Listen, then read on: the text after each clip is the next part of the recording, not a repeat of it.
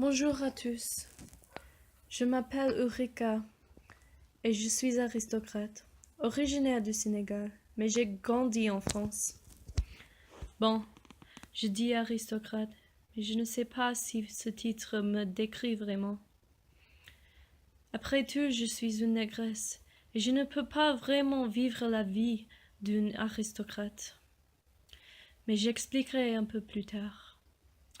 Je vais vous raconter comment la société m'a emmené à me tuer moi-même. D'abord, je suppose que je dois commencer avec un peu de contexte.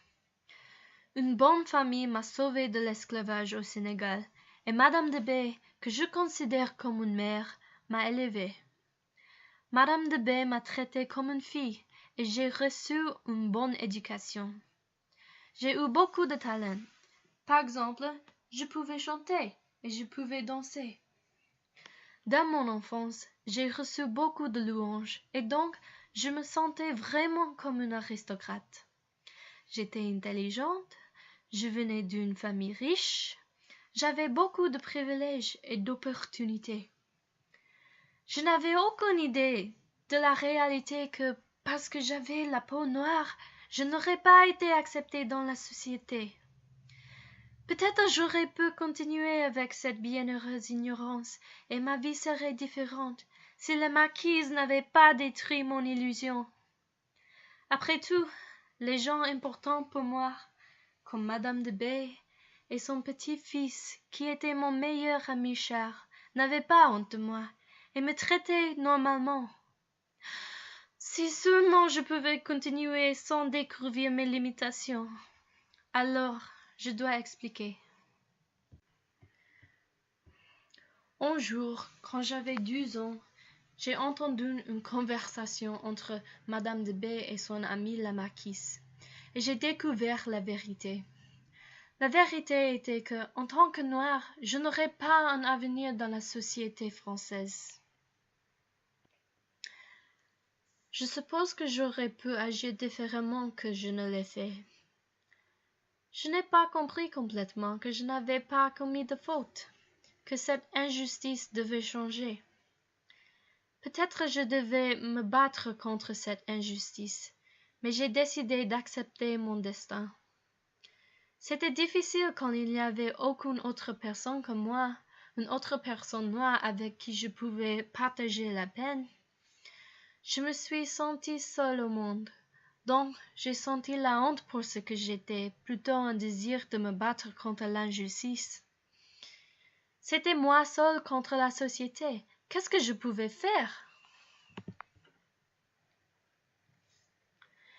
Il y avait des moments dans ma vie où je pensais que je ne devais pas accepter le mal de la société. Mais je me suis toujours débarrassée de ces pensées rapidement. Particulièrement quand j'ai appris de l'horreur de Saint-Domingue, j'ai pensé que je méritais ce traitement, parce que mon peuple était terrible. Quelquefois je pensais que si j'avais eu un compagnon de couleur, peut-être je me serais battue contre l'injustice. Peut-être voyant un autre innocent dans la souffrance, j'aurais trouvé la motivation et la force pour changer notre destin. Je regrette souvent que j'ai seulement accepté l'injustice et vécu dans la souffrance. Après la révélation de mon triste destin, mon esprit était toujours dans la tourmente. J'avais la haine contre la société, mais plus de cela, j'avais la haine contre moi-même. J'étais déprimée et ne voulais plus vivre. Aussi je me suis sentie coupable de faire souffrir Madame de B aussi. C'est pour cette raison que je suis tombée malade. Je n'avais pas d'appétit, donc je mangeais rarement.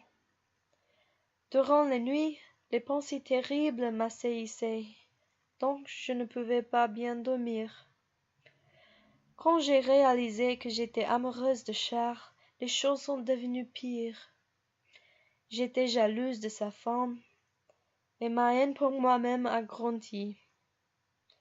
Les médecins et les prêtres ont essayé de me guérir, mais ce n'était pas possible.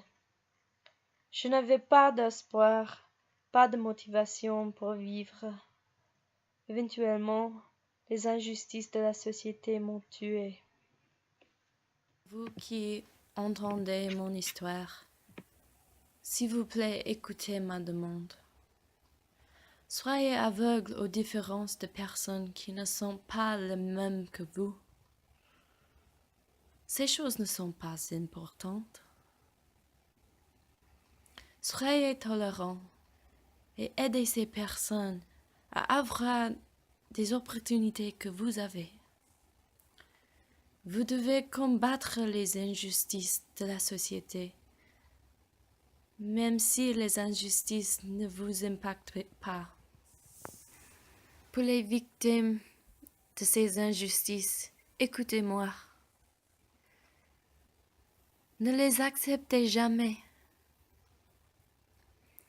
Les mauvaises personnes ne doivent pas continuer à causer la souffrance que j'ai connue. Même si vous ne pouvez pas changer votre destin, vous devez vous battre pour l'avenir, pour empêcher qu'il y ait autres victimes comme moi. Ne soyez pas comme moi. Faites quelque chose pour améliorer la situation.